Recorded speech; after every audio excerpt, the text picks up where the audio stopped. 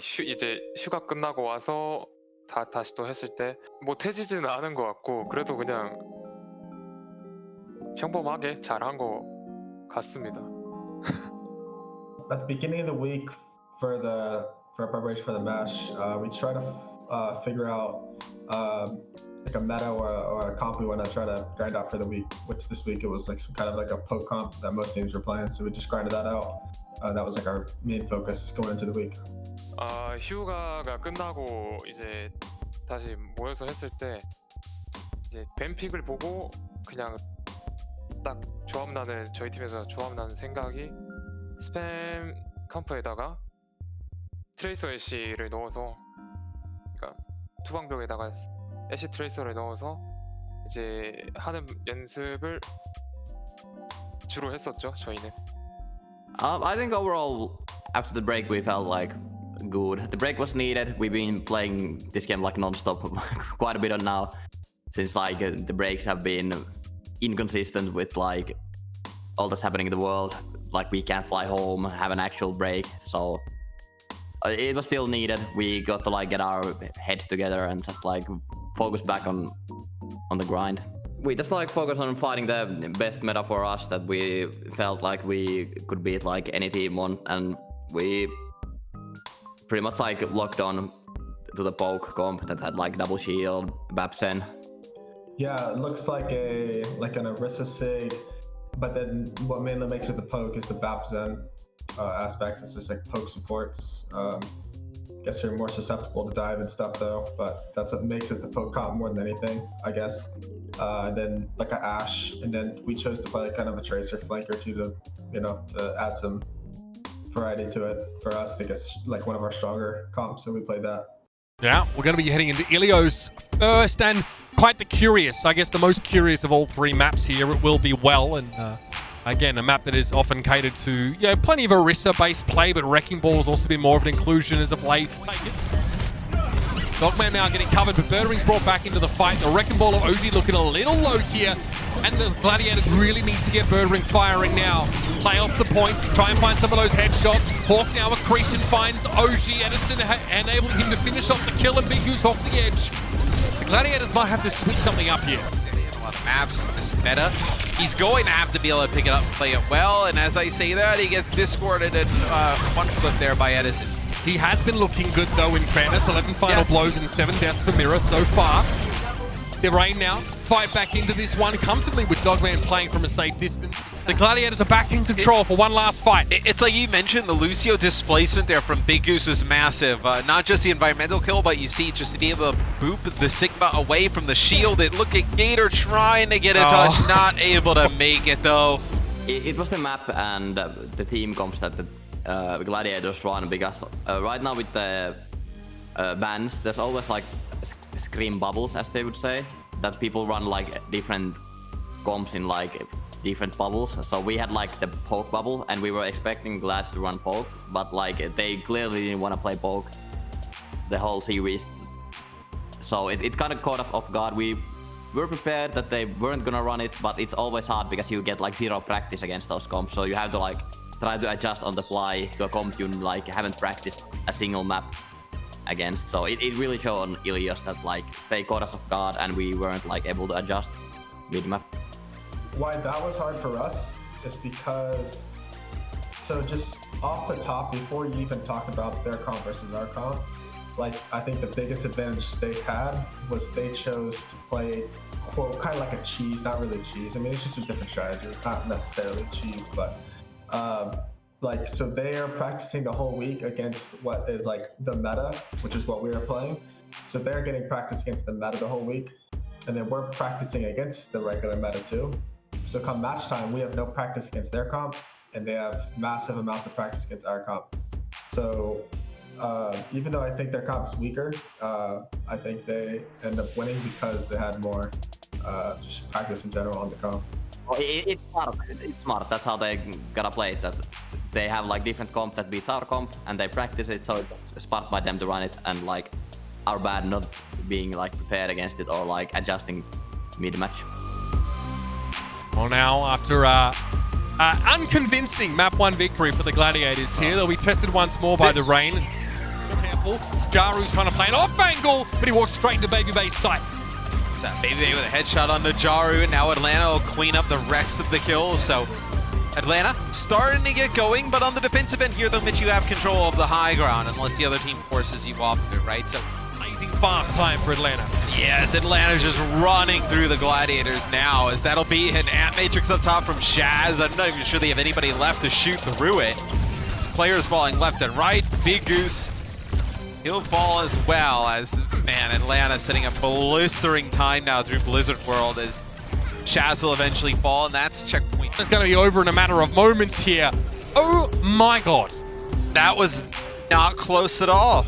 In the second map, we just forced them. Well, it's a really good map for poke, and we would have won if it was like honest poke duels on every map, but like they didn't want to take them, which was smart by the Gladiators, that they didn't want to take the poke versus poke. So I think in like Blizzard World, it really showed that if we would have been like just playing poke the whole series, we could have probably taken it. And we just saw like superior on that comp.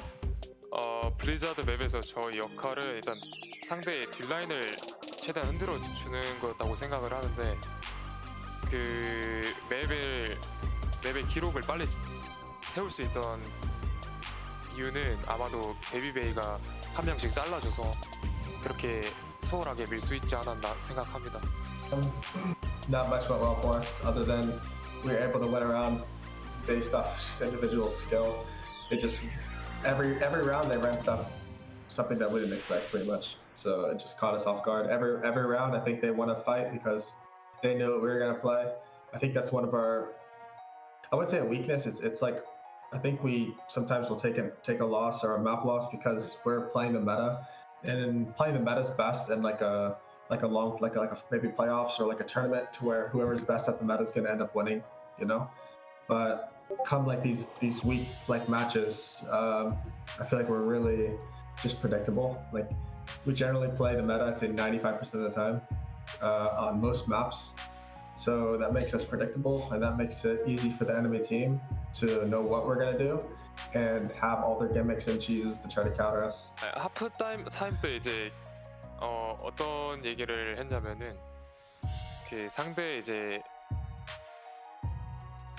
조합에서 대처하는 방법, 그런 것들을 얘기를 했는데, It was just like sack up. Stop being afraid of the enemy team. Like we started playing a little bit more aggro on the second map, because the first map we run into like the codes that we didn't see, and we weren't like 100% comfortable like what we were doing, because we had to like pull stuff out of the hat, how to like counter it, how to play against it. On the second map we were running like against stuff we were practiced, we got our confidence back, and on the halftime we were just okay, sack up, start playing like we normally do, don't be afraid of them, and just like shoot them, I guess. We come out of halftime 1-1. You know, both of these teams looked convincing at times, but with the next map being Anubis, Anubis forces you to have some different type of comps to work around. So I think that's probably why, more than anything, you'll see these subs coming in. Buys him a little bit of progress, but really doesn't help them get the edge in the fight. It's a trade. Cloudy's down, Matt, but so is Erster. And they end up using their Blizzard here. Shaz is going to use his Ant Matrix, and this is a lost fight. It's the boy! It's Dogman! Yes, Junkertown is going to be our final map. Expect to see maybe Widow Tracer comps from both of these teams. Gets the freeze on Cloudy, but he's low. Taken down. Cloudy finds him with a swing. Nice immortality field there from Shaz, but Edison finds a 3-player flashbang and gets away with a kill on Big Goose. Gets a few players stuck here in the hallway. The Atlanta Reign will be able to take this fight. Oh, but yeah, Cloudy's close to the gap, bro. He's right up there, isn't he? Okay, this could be nasty now because the Gladiators have to play close together. They're susceptible to, gravitic flux. Spacer Bird ringing down. Cloudy charges to his untimely demise. And once more, the Gladiators composition gets stopped in its tracks. Edison is down. It's just Master and Gator right now. And the Gladiators have time. How is Space still alive? They finally deal with him. As Gator comes back on the Wrecking Ball. Yes. Gator low, very low. Mirror chases him. Recall. And then forced off the cards. The Gladiators get it done. What an incredible map and series. It's just like getting used to it. As soon as I saw LHCloudy play, like I duoed with the man long enough to know that if he locks the Reinhardt, he's hitting those flanks.